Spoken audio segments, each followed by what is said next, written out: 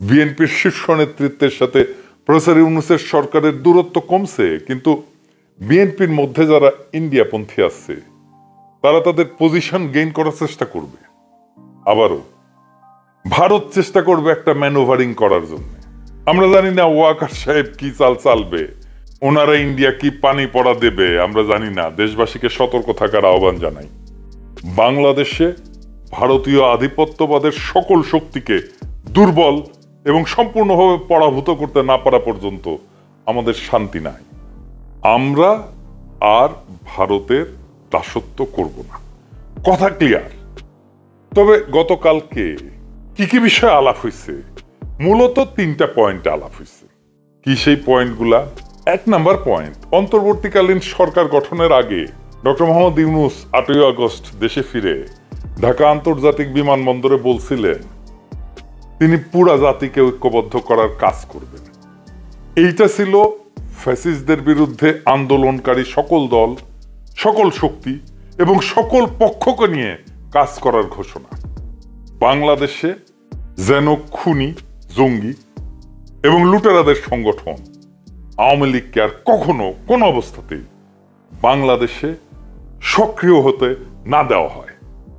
2 number, স্বাধীনভাবে বাংলাদেশকে আগায় নিয়ে যাওয়ার ক্ষেত্রে সবচেয়ে বড় বাধা ইন্ডিয়া। তারা আওয়ামী লীগকে নিয়ন্ত্রণে রেখা আমাদের সার্বভৌমত্ব পুরোপুরিভাবে নষ্ট করে দিচ্ছিল। আমরা যেন আর কখনোই পুরনো সেই অবস্থায় ফিরে না যাই। আর সেইটা করতে হলে সবসময় ইন্ডিয়া প্রশ্নে পুরো জাতিকে ঐক্যবদ্ধ রাখতে হবে। সে উদ্যোগ এবং কার্যক্রমে বিএনপি নেতৃত্বের ভূমিকায় না থাকলে বাংলাদেশকে প্রতিবেশী রাষ্ট্রের আগ্রাসন থেকে রক্ষা করা দুরূহ হয়ে পড়বে। এটা আমাদের আশঙ্কা ছিল, কিন্তু অবস্থার দৃষ্টি আমাদের মনে হচ্ছিল বিএনপি ভারতের খপ্পরে যায় পড়ছে। 3 নাম্বার, জুলাই অভ্যুত্থানে খুনি হাসিনার পতনের পর থেকে সেনাপ্রধান জেনারেল ওয়াকারুজ্জামান রাজনৈতিকভাবে সক্রিয় এবং তিনি সার্বক্ষণিকভাবে গোপনে এবং প্রকাশ্যে আওয়ামী লীগ এবং ইন্ডিয়ার স্বার্থের পক্ষে কাজ করতেছেন। এই ধরনের অপতৎপরতা থেকে সেনাপ্রধানকে নিষ্ক্রিয় করা এবং তাকে সরকারের নিয়ন্ত্রণে আনা জরুরি হয়ে উঠছে। সেইটা করা না গেলে বাংলাদেশের গণতান্ত্রিক উত্তরণ ঘটানো সম্ভব হবে না। তার অসহযোগিতার কারণে অবাধ, সুষ্ঠু এবং নিরপেক্ষ যে উৎসব মুখর নির্বাচনের দিকে দেশবাসী তাকায় আছে তা কখনোই সম্পন্ন করা সম্ভব হবে না।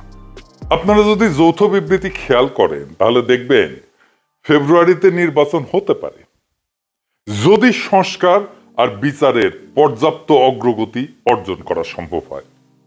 2 জন মানুষ যেই মত ঐক্যে পৌঁছাইতে 1.5 ঘন্টা টাইম নেন, সেই মতের ভিন্নতাকে টক্সিক লেভেলে কারা নিয়ে গেছিল সেটা আপনারা জানেন। এরাই বাংলাদেশে ইন্ডিয়ার পারপাস সার্ভ করা গোষ্ঠী। খেয়াল করে দেখেন, তারেক রহমানের বিরুদ্ধে এক পক্ষ, আর এক পক্ষ প্রফেসর ইউনূসের বিরুদ্ধে কামান দাগা শুরু করছিল। বিএনপির সিনিয়র নেতারা এই কাজ শুরু করছিলেন, কিন্তু দুঃখজনক, হতাশাজনক। এতে সবচেয়ে বেশি ক্ষতি হয়েছে শুধু অ্যান্টি আওয়ামী লীগ ফোর্সের না, সবচেয়ে বেশি ক্ষতি হয়েছে তারেক রহমানের। কিভাবে? বাংলাদেশে এই অগাস্ট বিপ্লবের পরে এমন 2 জন ব্যক্তি ছিলেন যাদের আমজনতা বিতর্কের ঊর্ধ্বে রাখছিল। একজন প্রফেসর ইউনূস, আরেকজন তারেক রহমান। যেই রাষ্ট্র প্রায় 1 শতাব্দীর অর্ধেক সময় পার হয়ে গেছে, রাষ্ট্র হিসেবে গড়ে ওঠেনি, জনগণকে সেবা এবং নিরাপত্তা দিতে পারেনি, সেই রাষ্ট্রে মানুষ এখনো আশ্রয় খোঁজে, কোনো আদর্শে না। একজন মহামানবের হাত ধরে, একজন মহাপুরুষের হাত ধরে, একজন বিশাল মানবের হাত ধরে বর্তমানে অরাজনৈতিক আশার নাম প্রফেসর ইউনূস, আর ভবিষ্যতের রাজনৈতিক ভরসার নাম তারেক রহমান।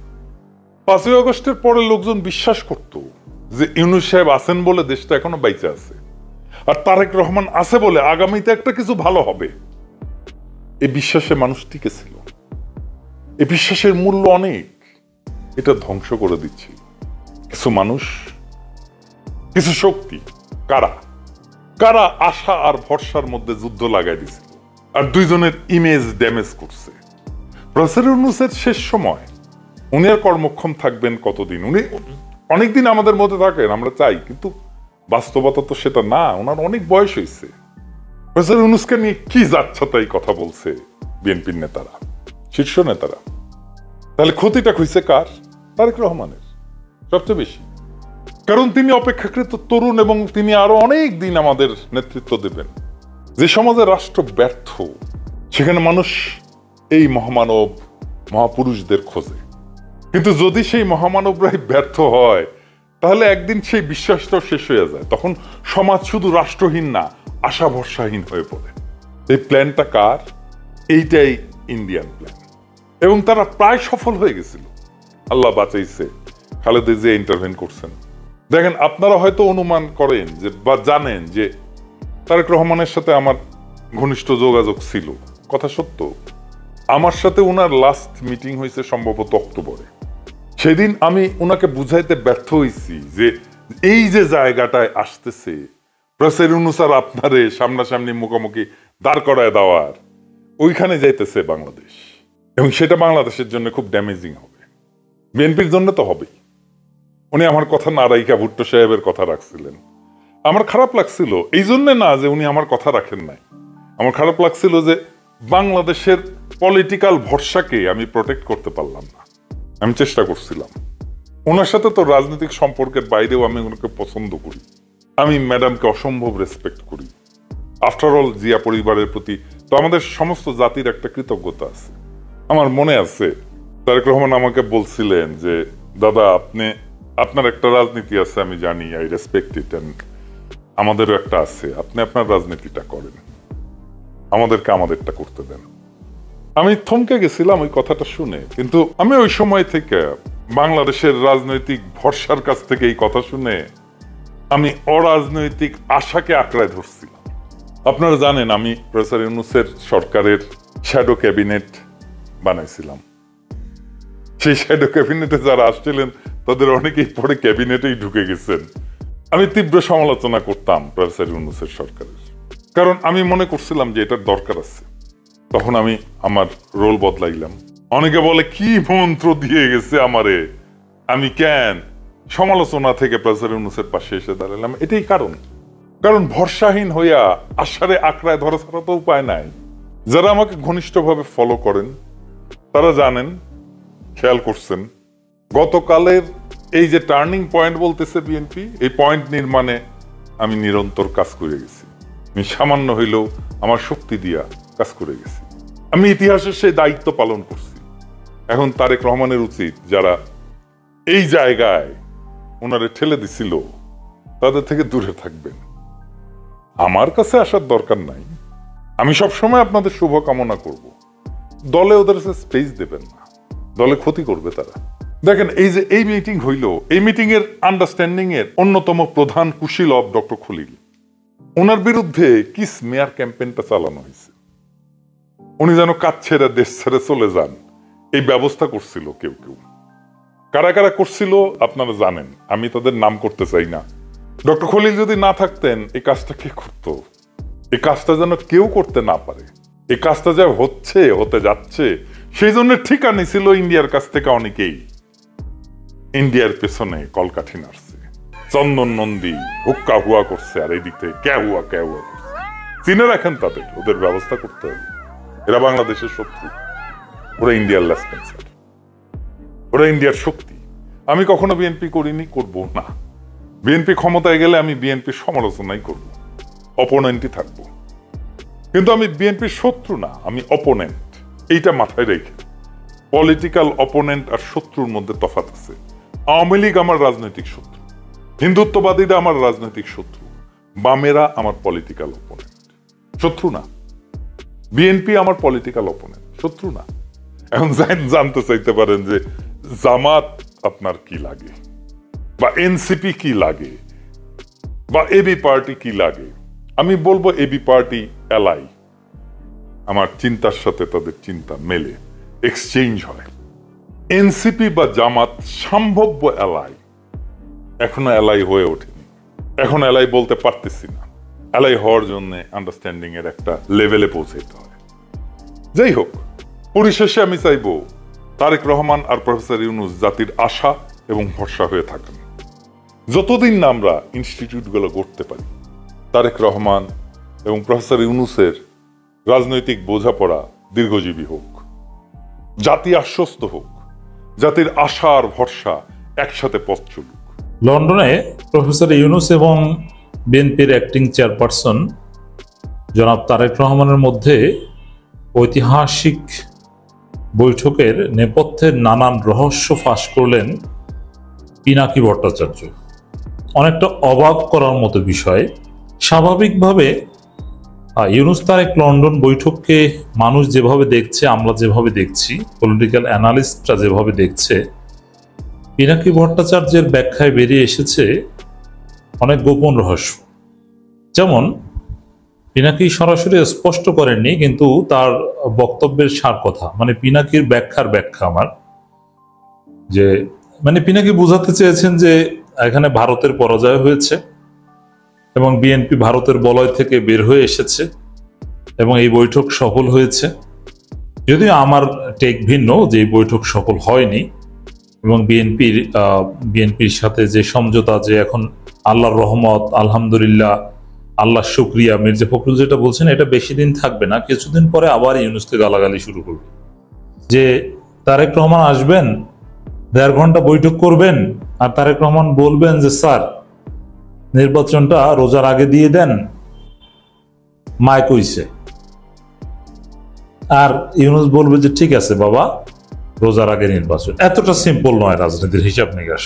আর 1.5 ঘন্টায় আলোচনায় সব ঠিক হয়ে যাবে, এটাও নয়।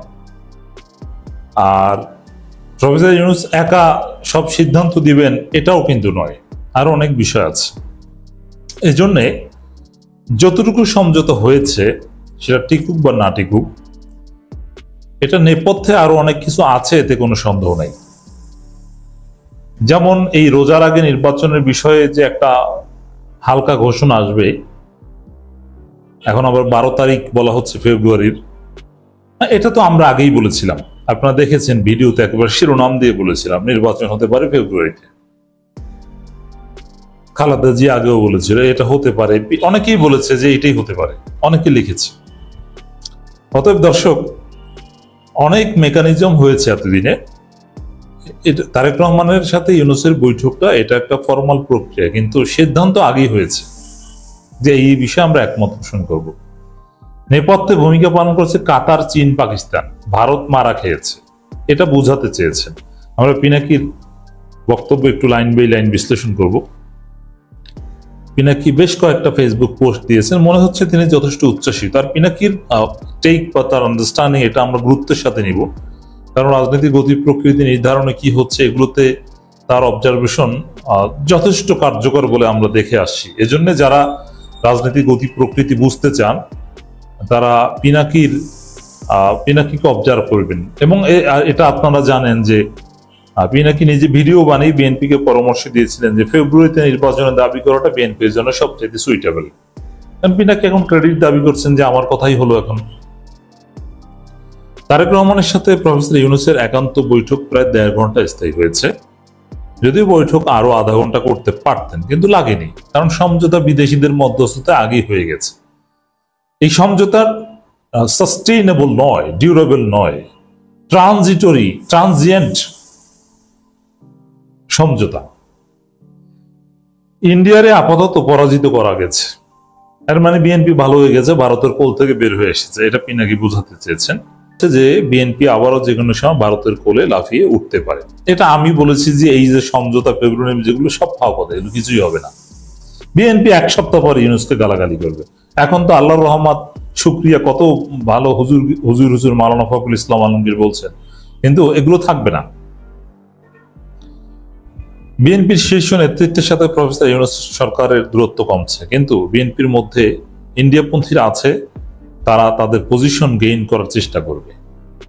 সংকট কাটেনি, এর অর্থ হচ্ছে যে বিএনপি যে কোনো সময় আবার ইন্ডিয়ার কোলে চেপে বসতে পারে, ইন্ডিয়ার কথায় নাচতে পারে। আপাতত বিএনপি কাতার, চীন এবং পাকিস্তানের প্রস্তাব মেনে নিয়েছে। আমরা জানি না ওয়াকার সাহেব কি চাল চালবে, ওনারা ইন্ডিয়া কি পানি পড়া দিবে। দেশবাসীকে সতর্ক থাকার আহ্বান জানাই। বাংলাদেশে ভারতের আধিপত্যবাদের সকল শক্তিকে দুর্বল ও সম্পূর্ণভাবে পরাভূত করতে না পারা পর্যন্ত আমাদের শান্তি নাই। আমরা ভারতের দাসত্ব মানব না, কথা ক্লিয়ার। দর্শক, ওয়াকার তো চেয়েছিল ডিসেম্বরের নির্বাচন, এটা তো খোলামেলা কথা, তো ওয়াকারেরও পরাজিত হয়েছে। পিনাকির আর একটা পোস্ট, আজকের মিটিং ভালোভাবে কইরা জাতির আকাশে অহেতুক সংখ্যা দূর করার জন্য একসময় সহযোদ্ধাদের জেস্টার অফ গুডউইল হিসেবে 2টা সিগন্যাল লিখে দিলাম। গণতন্ত্র ফিরে ফেব্রুয়ারি ভরে, মানে এই ফেব্রুয়ারি বিষয়টা তিনি বলেছেন, এই কারণে এটাকে গ্লোরিফাই করছেন। বিএনপির জয় ফেব্রুয়ারিতে হয়, বললেন না ফেব্রুয়ারিতে নির্বাচন চাওয়ার বুদ্ধিটা কিন্তু 2 টাকার ইউটিউবার কাছে থেকে দিলেন। মানে আমি জানি না যে বিএনপির কি কোনো অ্যাটেনশন চাচ্ছেন কিনা, যে আমি বুদ্ধি দিছিলাম, মানে বিএনপিকে একটু কেমন যেন কথা বলছেন পিনাকি।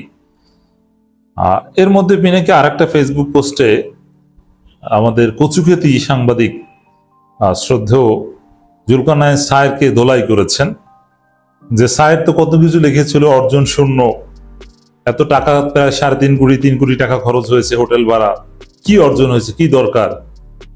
এখন পিনাকি দেখে এই যে একটা সমঝোতা হয়েছে, এটাই তো বড় অর্জন। এখন তো সায়েরের মুখ কালা হয়ে গেছে, যদি জুলকারনাইন সায়ের নিজেও আবার এর জবাব দিয়েছেন, এটা কোনো জবাব হয়নি, জুলকারনাইন সায়ের আসলে ধরা পড়ে গিয়েছে। যাই হোক দর্শক, এই বৈঠকের সাফল্যের নেপথ্যের অনেক কিছু আশা করি আপনারা বুঝতে পেরেছেন পিনাকির বক্তব্যে। পিনাকি যেটা বলেননি সেটা আমি ক্লারিফাই করে দিলাম।